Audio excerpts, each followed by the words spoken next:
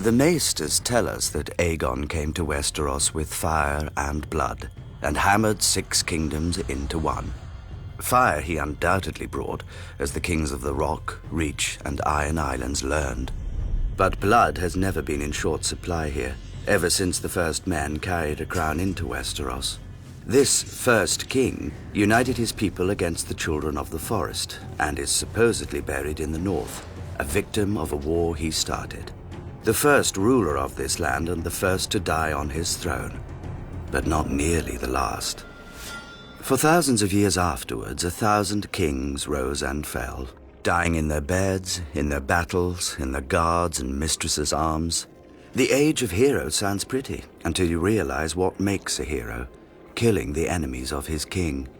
And to a king, there is no greater enemy than other kings. The Starks and Boltons, the Gardeners and Storm Kings, the Ironborn and everyone else. Even the mighty Targaryens were not immune from shortened reigns.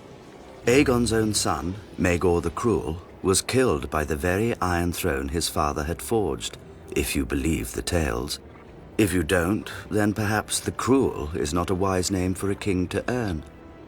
Daeron, first of his name, tried to finish his ancestors' work and bring Dawn into the fold. For his efforts, he lost 60,000 men and his own life of 18 years. During the great Targaryen civil war known as the Dance of the Dragons, a king and queen each vied for the throne, dividing their house and its dragons against each other. Eventually, the queen was fed to her rival's dragon while her son watched, and the victorious king soon died of his own wounds. By the war's end, King's Landing was smashed, cities razed and sacked, never to be rebuilt, and dragons had faded from this world.